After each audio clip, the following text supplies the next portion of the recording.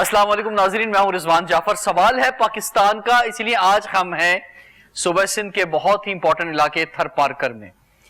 جب تھر کا نام آتا ہے یا تھر پارکر کا نام آتا ہے تو ذہنوں میں جو تصویر بنتی ہے وہ صحرائی علاقے کی بنتی ہے، اور تھوڑا سا اگر ماضی میں چلے جائیں تو صرف یہی سوچتے تھے کہ صحرا ہے، یہاں پر اونٹ مشہور ہیں، مور مشہور ہیں یہاں کے، اور اس کے ساتھ ساتھ یہاں جو لوگ رہتے ہیں وہ بہت ہی پسماندگی میں زندگی گزار رہے ہیں۔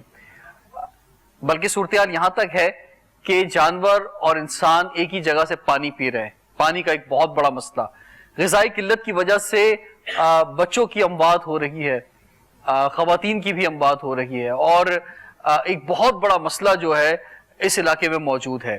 یہ سب چیزیں ہم جو ہے سوچتے رہے، سنتے رہے، لیکن پچھلے 4-5 سالوں میں اس علاقے میں ایک تبدیلی آئی، کیونکہ یہ لوگ جس جگہ پہ رہتے ہیں اس زمین کے نیچے سونا موجود تھا جس کو نہیں نکالا جا رہا تھا، اور وہ سونا کوئلے کی صورت میں تھا۔ سندھ اینگرو کول مائننگ کمپنی نے اس کام کا آغاز کیا، اور آج ہم دیکھ رہے ہیں کہ یہاں زندگی بدل رہی ہے، بلکہ کافی حد تک بدل گئی ہے۔ یہاں کے لوگوں کو روزگار ملا ہے، CSR پروجیکٹس کے ذریعے یہاں پر بہت سارے کام ہو رہے ہیں، اور اس کے ساتھ ساتھ چاہے پانی ہو، چاہے غذائی قلت ہو، یا اور جو دوسری دشواریاں تھیں وہ بھی اس کی مشکلات بھی کم ہو رہی ہیں۔ کس حد تک SECMC یہ کمپنی جو ہے یہاں کی مشکلات کو دور کرنے میں کامیاب ہوئی ہے، اور جو اصل مقصد ہے یعنی اس کوئلے کے ذریعے جو بجلی بن رہی ہے، اور اب باقاعدہ طور پہ آغاز ہو چکا ہے بجلی کے بننے کا، اور نیشنل گرڈ میں یہ بجلی جا رہی ہے، تو ابھی کس حد تک کامیابی ہوئی ہے اور کیا ٹارگٹس ہیں آج کے پروگرام میں ہم جانیں گے۔ جو لوگ تھر کے حوالے سے معلومات حاصل کرنا چاہتے ہیں کہ تھر کیسے بدلے گا پاکستان، یا تھر میں لوگوں کی زندگیاں کیسے بدل رہی ہیں، اس کے لیے آج کا پروگرام بہت امپورٹنٹ ہوگا، اور ہم چاہیں گے کہ یہاں کی کمیونٹی کے لوگ جو خاص طور پہ ہمارے ساتھ آ جائیں، اس پروگرام میں جوائن کیا ہے، ان کے خیالات، ان کے جذبات، ان کی زندگیاں کیسے تبدیل ہوئی ہیں، یہ ضرور آج کے پروگرام میں آپ دیکھیں۔ میں تعارف کراؤں گا جو سب سے پہلے ہمارے ساتھ گیسٹ پینل ہے۔ ہمارے ساتھ ہیں جناب نصیر میمن صاحب، آپ GM CSR اینڈ کمیونیکیشنز ہیں سندھ ایگرو کول مائننگ کمپنی کے، آپ کو خوش آمدید کہتے ہیں۔ آپ کے ساتھ موجود ہیں رجب علی صاحب، اور آپ اس کمپنی کے اندر جو انوائرمنٹل کا ایک بہت بڑا مسئلہ ہے کلائمیٹ چینج کا، اس کے لیے شجرکاری مہم جو ہے اس کے انچارج ہیں، تو آپ کو بھی خوش آمدید کہتے ہیں۔ اس علاقے میں جو لوگ رہتے ہیں ان کی نمائندگی کر رہے ہیں جناب صوبدار علی صاحب، اور آپ اسی علاقے میں رہتے ہیں اور اس علاقے کو بہت اچھی طرح جانتے ہیں، آپ کو خوش آمدید کہتے ہیں۔ ہمارے ساتھ موجود ہیں موہنی صاحبہ، اور آپ ڈمپ ٹرک ڈرائیور ہیں، یہاں پر کام کرتی ہیں آپ، اور یہ کس طرح سے جو ٹرک ہوتا ہے اس کو چلاتی ہیں، اس میں کیا کچھ ہوتا ہے، ان کی جو پوری سٹوری ہے وہ سنیں گے۔ لیکن اس سے پہلے نصیر میمن صاحب یہ فرمائیں کہ جو یہ زندگی تبدیل ہو رہی ہے یہاں کے لوگوں کی، اور بہت کچھ CSR کے تحت آپ کر رہے ہیں، لیکن جو اصل آبجیکٹو ہے، بنیادی جو وجہ ہے یہاں پر جو آئے ہیں، اور ملک کو جو ضرورت ہے وہ آف کورس ہم جو ایکسپورٹ مٹیریل ہے، یا جس طرح سے ہم بجلی بنا رہے ہیں، اور ہم خاص طور پہ ہم آئل سے اگر بجلی بنا رہے ہیں تو باہر سے ہم جو ہے وہ ڈیپینڈنٹ ہیں، اس کو کم کرنے کے لیے اپنے ہی خزانے سے بجلی بنائیں، تو اس میں کس حد تک کامیابی ہوئی ہے اور کیا ٹارگٹس ہیں؟ شکریہ رضوان۔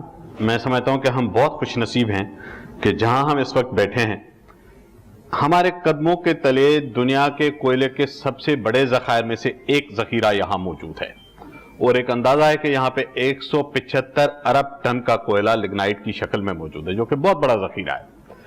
آپ اس سے اندازہ کیجئے، میں تھوڑی سی اس کا بیک گراؤنڈ بھی بتا دوں کہ یہ 90s میں، 90 کی دہائی میں، جب یہاں پہ سازدہ نام کا ایک ادارہ پانی کی تلاش کر رہا تھا، تو وہاں پہ اس تلاش تو پانی کی ہو رہی تھی، لیکن جیولوجیکل انویسٹیگیشنز کے دوران پتہ لگا کہ یہاں کوئلہ بھی موجود ہے۔ پھر اس پہ فردر انویسٹیگیشنز ہوئی، اور ویسے یہ بات کہی جاتی ہے کہ بہت دیر سے پتہ چلا، ہمیں ذرا جلدی ہوش میں آنا چاہیے تھا، اور بہت لیٹ ہو گیا۔ خیر، لیکن جو چیز ہوئی اب بھی اس کا ہمیں بھرپور فائدہ اٹھانا ہے اس ملک کی ترقی کے لیے۔ اب اس وقت صورتحال یہ ہے کہ یہاں پہ گورنمنٹ آف سندھ نے اس کول کو 13 بلاکس میں تقسیم کیا ہوا ہے، جو کہ مختلف کمپنیز کو کچھ کو دیا ہوا ہے، کچھ کو ان کو دینا ہے۔ جہاں ہم بیٹھے ہیں یہ بلاک 2 ہے، جس نے پہلی مرتبہ پاکستان میں اوپن پٹ جو کہ کھلی مائن ہوتی ہے، وہ والا مائننگ کا طریقہ استعمال کرتے ہوئے یہاں پہ کوئلے کے ذخائر دریافت کیے ہیں. اور یہ بلاک 2 جو ہے اس میں اس وقت فیز 1 یہ پہلا مرحلہ ہے جس میں 38 لاکھ ٹن کوئلہ سالانہ پروڈیوس ہونا ہے اور اس سے بجلی بننی ہے. اور یہ یہاں تک محدود نہیں رہے گا، اس کے فیز 2 3 اور آگے جب یہ جائے گا تو یہ ایک مرحلے پہ آ کے 30 ملین ٹن پر ایئر سالانہ کوئلہ یہاں سے نکلے گا. اور ہمیں توقع ہے، ہمیں امید ہے کہ انشاءاللہ جب یہ سلسلہ آگے چلے گا تو 5 سال کے اندر یہاں سے لگ بھگ 5000 میگا واٹ بجلی پیدا ہو رہی ہوگی. اور ابھی جب آغاز ہوا ہے تو کتنی میگا واٹ بجلی آپ جو پروڈیوس کر رہے ہیں؟ جو پہلے 2 پاور پلانٹس کے یونٹس لگے ہیں 330 میگا واٹ کا ایک، 330 میگا واٹ کا دوسرا، تو 660 میگا واٹ اس وقت بھی پاور جنریٹ ہو رہی ہے جو کہ نیشنل گریڈ میں جا رہی ہے. اور ہمیں امید ہے کہ جیسے مزید مائن کے فیز بڑھیں گے اور جیسے اور بلاکس آئیں گے تو یہ جو خطہ ہے یہ پاکستان کے ترقی کے تحفظ کی ضمانت بن جائے. ٹھیک ہے، اب اس میں جو سوال اٹھتے ہیں، بہت سارے سوالات ہیں، ہم پروگرام کے درمیان میں کرتے رہیں گے، لیکن ایک بنیادی سوال یہ ہے کہ مقصد کیوں ضرورت پیش آئی؟ ویسے تو ہم لیٹ ہو گئے تھے، پڑوسی ملک جو بہت پہلے سے یہ چیزیں کر رہا تھا، بالکل بارڈر کے ساتھ ہی ہم بیٹھے ہوئے ہیں اس وقت.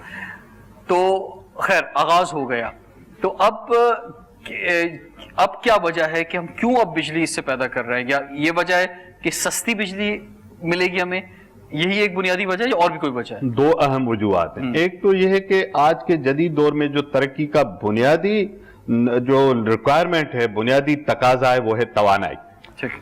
اگر آپ کے پاس توانائی کے ذخائر اپنے ہیں تو آپ توانائی کے معاملے میں خود کفیل ہیں، آپ کسی اور کی طرف آنکھ اٹھا کے نہیں دیکھتے، ویٹ نہیں کرتے کہ وہاں سے کچھ آئے. اس سے پہلے ہم آئل امپورٹ کرتے ہیں، ہم کول امپورٹ کرتے ہیں، اب ہمارے پاس توانائی کا اپنا ذخیرہ ہے. پہلی بات تو یہ. دوسرا، جب آپ کے پاس اپنے ذخائر ہے، آپ ڈالر کی شکل میں باہر پے نہیں کرتے، آپ اپنے ذخائر کو ہارنیس کرتے ہیں، تو ظاہر ہے کہ اس سے سستی بجلی کا تو اور کوئی طریقہ ہو نہیں سکتا، آپ کے اپنے ذخائر ہو. بالکل. اور دوسری بات یہ ہے کہ آپ کا جو روپیہ کو مستحکم کرنے کے لیے بڑا امپورٹنٹ ہے کہ آپ کا ریونیو باہر نہ جائے. اور دوسرا یہ کہ ایک سیکیورٹی رسک بھی ہوتا ہے کہ ہم کسی اور ملک پہ ڈیپینڈنٹ ہو اپنے ملک میں جو ہے وہ بجلی لانے کے لیے. تو رجب صاحب، آپ سے میں یہ جو آپ جو کچھ کر رہے ہیں اور جو ایک کتنے ملین ٹریز لگانے کا آپ کا خیال ہے کتنے عرصے کے اندر، کتنے عرصے میں؟ جی، یہ تقریباً 2020 کے جون تک جو ہے انشاءاللہ ہم کمپلیٹ کر لیں گے. ٹھیک ہے، لیکن اس سے پہلے فرمائیں کہ جو کلائمیٹ چینج کے ایشوز ہیں اس میں اکثر سوال یہی کیا جاتا ہے، اور ہم نے بھی، میں نے خود ذاتی طور پہ بھی بہت ساری کانفرنسز اٹینڈ کی ہیں، اور خاص طور پہ پیرس ایگریمنٹ میں جو یونائٹڈ نیشن میں ہوئے اس کانفرنس میں میں خود بھی موجود تھا. تو آپ فرمائیں کہ یہ جو بات کی جا رہی ہے کہ جناب دنیا نے، ہم نے تو کلائمیٹ کو خراب کرنے کے لیے کچھ کنٹریبیوٹ بھی نہیں کیا، دنیا نے وہ بہت کیا، ہم تو اس میں کوئی کنٹریبیوٹ، کیونکہ ہم نے وہ انڈسٹری نہیں لگائی، یا ہم نے یہ کول جو بہت پہلے ہمیں دریافت کر کے اور اس پہ بجلی پیدا کرنی چاہیے تھی، ہم نے یہ بھی نہیں کیا. اب جب اس کو منع کیا جا رہا ہے اور یہ سب بند ہو رہا ہے اور ہم اس کا آغاز کر رہے ہیں، اچھا، ہم اس کو اس طرح سے دیکھتے ہیں کہ یعنی ورلڈ وائڈ جو ہے انوائرمنٹ میں جو ہے نا یعنی چینجز آ رہی ہے، مگر ہم اگر پاکستان کو اس لیول پہ دیکھیں تو ہم اتنا کنٹریبیوٹ نہیں کر پا رہے ہیں نا ادھر، مگر پھر بھی ہمیں بلیم کیا جاتا ہے کہ بھئی آپ اگر پاور پلانٹ بنائیں گے جس پہ یہ نہیں دنیا کو پرابلم ہے، تو اس کے حساب سے ہم نے ایز اے انیشیٹو لیا تھا تھرملین ٹری کا، یعنی TMT جو پروگرام ہے ہمارا، جس کے تحت ہم 10 لاکھ پودے جو ہیں یعنی تھر پارکر میں لگائیں گے. جی سر، آپ آ جاؤ. اس پہ تھوڑا سا ایڈ کروں گا. یہ بات، اس میں کوئی شک نہیں ہے کہ کوئلہ کوئی بہت ہی پسندیدہ طریقہ نہیں ہے بجلی بنانے کا. اب اس کے پیچھے ایک لمبی ڈیبیٹ ہے، لیکن ہم اس بات پہ بالکل کلیئر ہیں کہ وقت گزرنے کے ساتھ ساتھ جیسے دنیا کوئلے سے ہٹ کے دوسرے ذرائع کی طرف جائے گی، ٹیکنالوجی ڈیولپ ہوگی، پاکستان بھی جائے گا، ایک ذمہ دار ملک ہیں، ہم بھی اس چیز کو سمجھتے ہیں. لیکن دنیا نے کچھ قواعد و ضوابط بنائے ہوئے ہیں کہ اگر آپ کوئلے سے بجلی بناتے ہیں تو انہوں نے کچھ لمٹس لگائی ہیں کہ آپ اس سے زیادہ یہ ایمیشن نہیں کریں گے، اس سے زیادہ ہوا میں سلفر کو نہیں جانا چاہیے، کاربن کو نہیں جانا چاہیے. جو بھی لمٹس ہیں، ایک تو انٹرنیشنل لمٹس ہیں اور پاکستان نے خود بھی لمٹس بنائی ہیں، گورنمنٹ آف سندھ نے بھی لمٹس بنائی ہیں.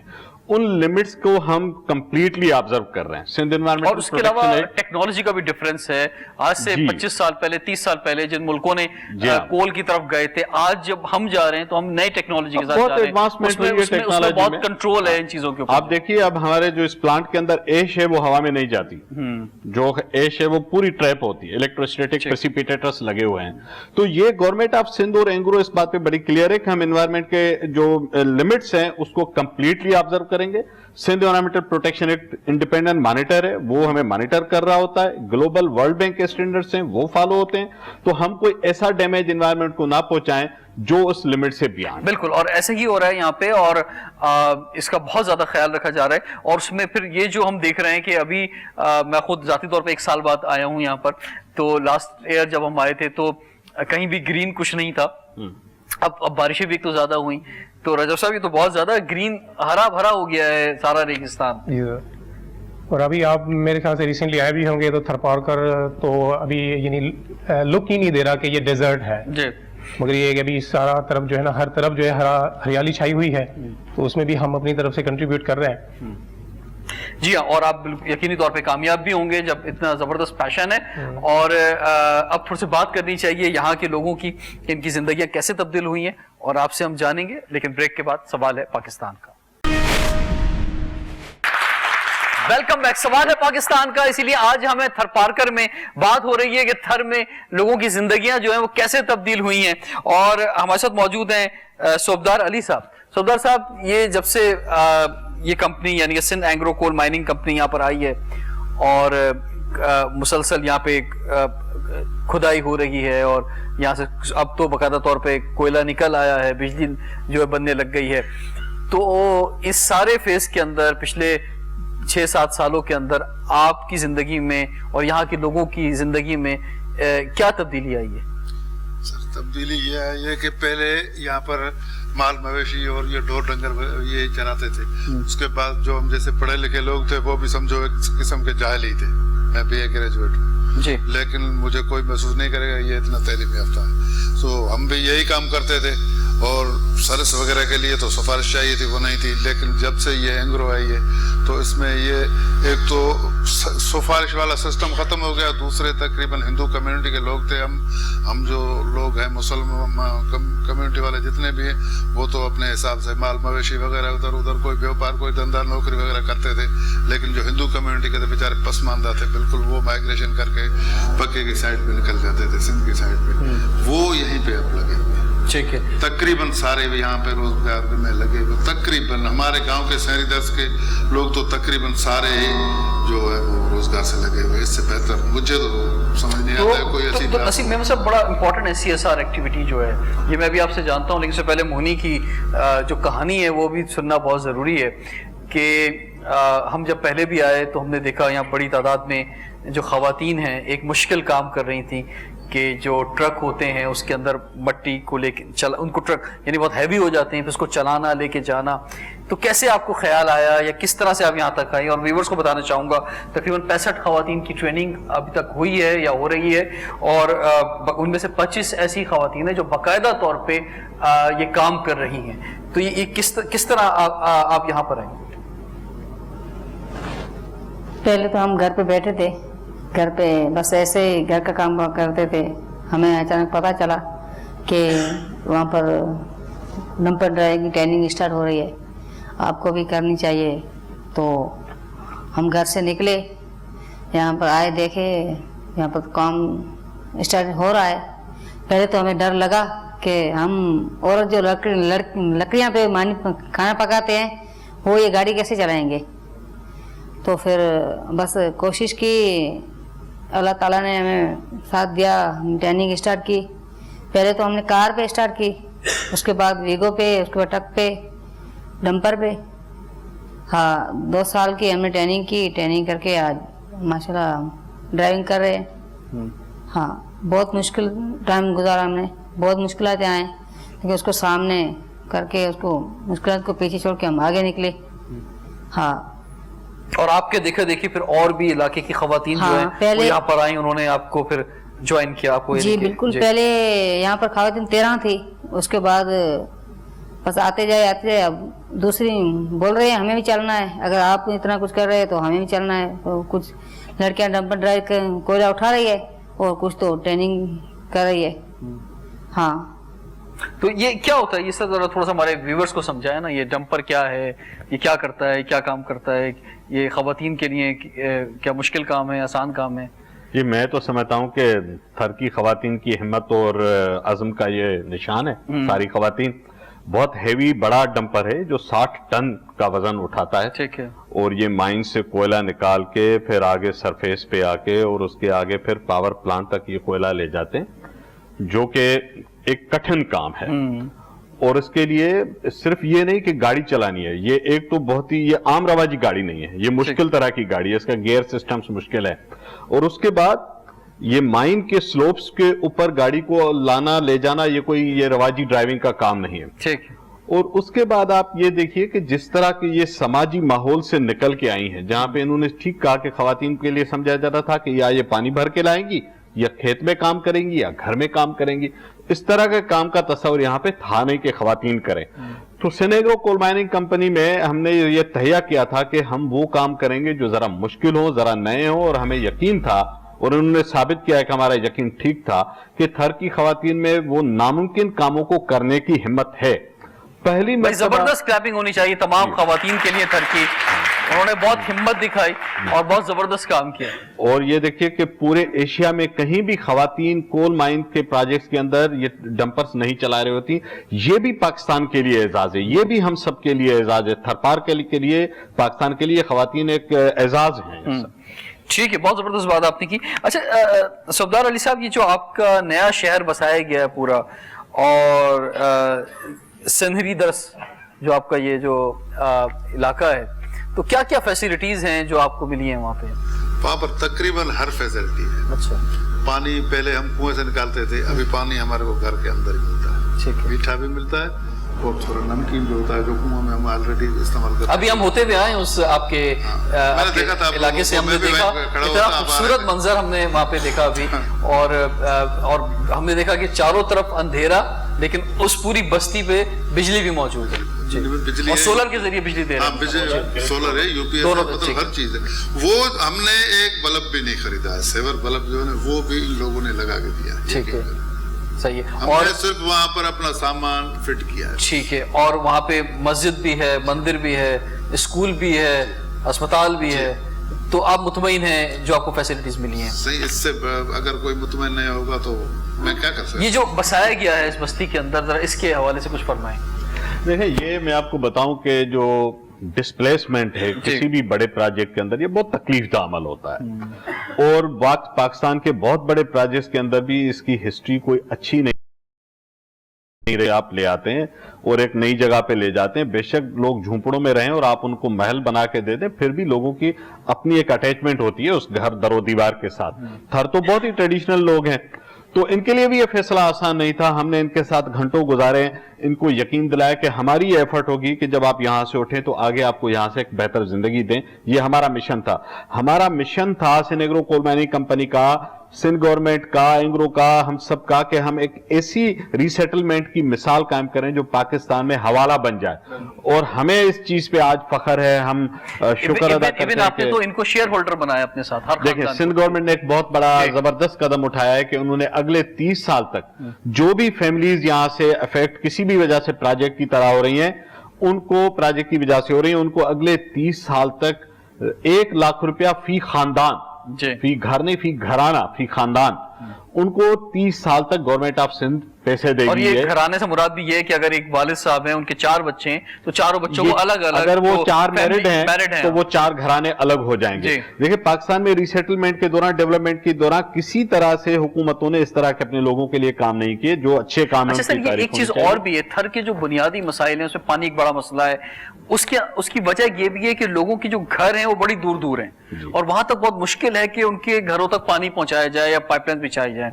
ये एक तरह का मॉडल भी है कि अगर आपने तमाम फैसिलिटीज थर में देनी है, ये तो चले यहाँ पे आप काम कर रहे हैं, लेकिन अब تھر پارکر بہت بڑا ایریا ہے, اس کے اندر اس ماڈل کو لے کر حکومت بھی کام کر سکتی ہے کہ جو لوگوں کے دور دور گھر ہیں اس کے بجائے جو ہے ایک چھوٹی چھوٹی بستیاں بنائی جائیں جہاں پہ انہیں تمام فیسلٹیز دی جائیں. ایگزیکٹلی جو تھر کے ہمارے دوست یہاں پہ سوشل ورک کرتے ہیں ان کا بھی یہ پروپوزل ہے کہ تھر کے اندر ایک نئی ڈیولپمنٹ کا ماڈل چاہیے. ٹھیک ہے, لوگوں کو شہری سہولیات دے کے ایک جگہ پہ یکجا کیا جائے, وہاں ان کو تمام سہولیات ملے, روزگار ملے, صحت کی سہولت ملے, تعلیم, پانی.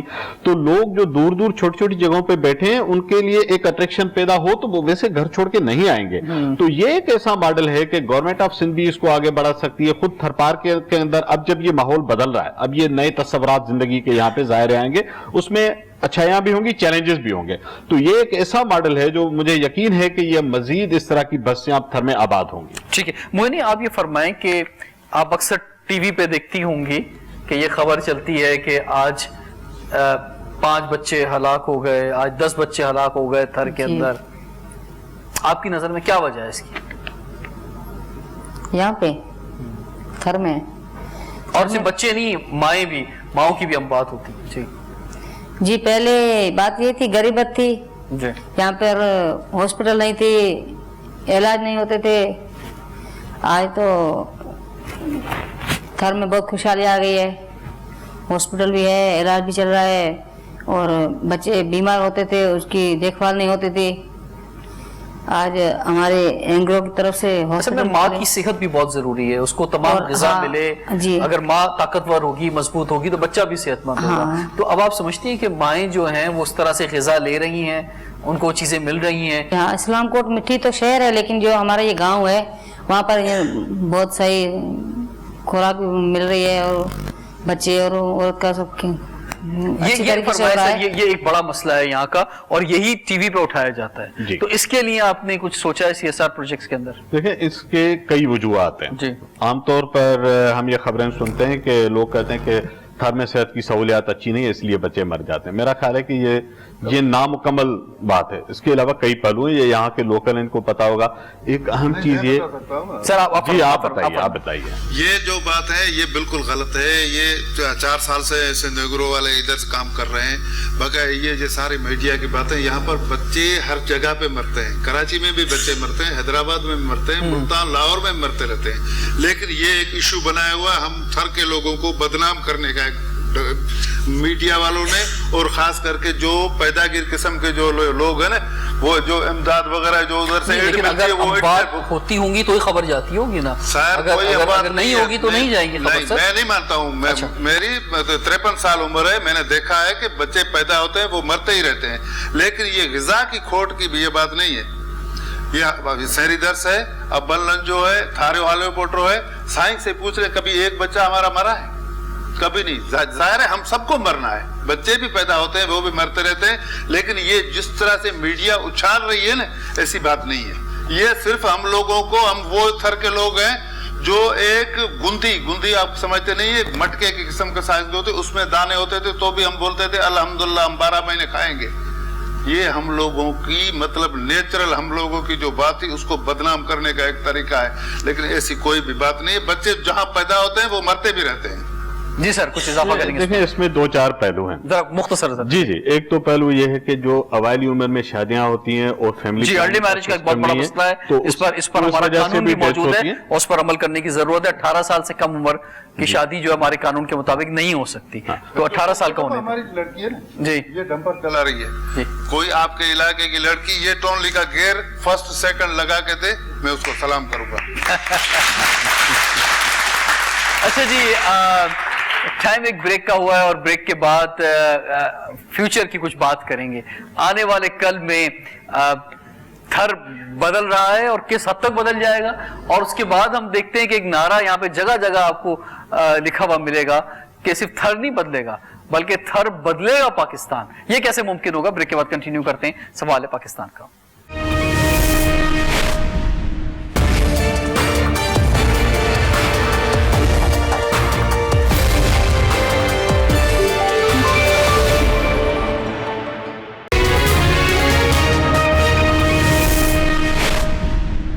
ٹری کی آپ بات کر رہے ہیں, اور یعنی صحرا میں آپ نے جو ہے وہ ہر طرف درخت لگانے ہیں تو اس میں جو امپورٹنٹ سوال آتا ہے وہ سسٹینیبلٹی کا آتا ہے کہ پانی جو ہے اس کی بنیادی ضرورت ہے. ابھی تو ہم دیکھ رہے ہیں کہ بہت بارشیں ہوئی ہیں لیکن یہ مسلسل پھر چاہیے ہوگا, تو کیا پلان ہے, کیسے آپ تھر کو سرسبز و شاداب کریں گے؟ فرسٹ آف آل جیسے میں نے آپ کو پہلے بھی بتایا تھا کہ جو TMT ہمارا پروجیکٹ تھا اس کے اندر جو ہے نا ہم نے سندھ کی جو ہے بڑے میں بڑی پرائیویٹ انڈور نرسری بنائی ہے جو کہ تقریباً 5000 اسکوائر فیٹ پہ ہے, جس کے اندر ہماری تقریباً 5 لاکھ پودے رکھنے کی جگہ ہے. اور انیشلی جو ہم وہاں پہ کیا کرتے ہیں کہ اسٹارٹ میں تو ہمیں میٹھا پانی چاہیے تھوڑا, تاکہ جو بھی سیپلنگ تیار کر رہے ہیں ان کو تھوڑا ہم سروائیو کر پائیں. اس کے بعد جو ہے ہم ان کو باہر شفٹ کرتے ہیں, یعنی ہماری سائٹ پہ بھی لگے ہوئے ہیں اور ڈفرینٹ آرگنائزیشن کو بھی ہم نے دیے ہوئے ہیں. تو اس میں یہ ہوتا ہے کہ پھر جو ہے ہم سیلائن واٹر پہ جو ہے نا ان کو شفٹ کر دیتے ہیں, جو کہ آپ کو پتا ہے کہ تھر میں ہے ہی کھارا پانی, تو اس پہ جو ہے ہم ان کو سروائیو کرواتے ہیں. ابھی بھی تقریباً نیئر اباؤٹ 65 to 70% جو ہے سروائیول ریشو ہے جو ہم نے پلانٹیشن کی ہے. ٹھیک, بہت زبردست بات ہے. موہنی جی, آپ کوئی مشورہ, یہ اینگرو سے لیڈرشپ یہاں پہ بیٹھی ہوئی ہے, کوئی اور آگے کی بہتری کے لیے کوئی مشورہ دینا چاہیں؟ مشورہ یہ کہ پہلے تو میں یہ بتاؤں گی کہ آج میں یہاں کھڑی ہوں تو بہت بہت شکریہ ہماری میڈموں کا جو میں یہاں پر بیٹھنے کے لائق ہوں. اگر لوگ کہتے ہیں ایک ہاتھ کی تالی نہیں بجتی ہے, پہلے تو میرے ہسبینڈ میں مجھے ساتھ تھا, اگر ہسبینڈ ساتھ نہیں رہتی تو عورت باہر نہیں نکلتی, کوئی کام نہیں کر دیتی. ٹھیک ہے, اس کا ہاتھ تھا, اس کی وجہ سے میں باہر نکلی, یہ پروگرام میں نے حصہ لیا. دوسری بات یہ ہے کہ جو ہماری میڈم ہے, ہمارے ٹرینر ہے, اس نے ہمیں ساتھ دیا. ہماری میڈم جانا تھی, اوشا, اور میرے میوش ہے, میرے ورشا ہے, اس کا بہت بہت شکریہ ہے کہ آج میں بولنے کی, یہاں آنے کی لائق بنی. آپ مطمئن ہیں, اب آپ کو کوئی مشورہ دینے کی ضرورت نہیں ہے, سب کچھ صحیح چل رہا ہے؟ بالکل صحیح چل رہا ہے, یہ تو بہت اچھی بات ہے.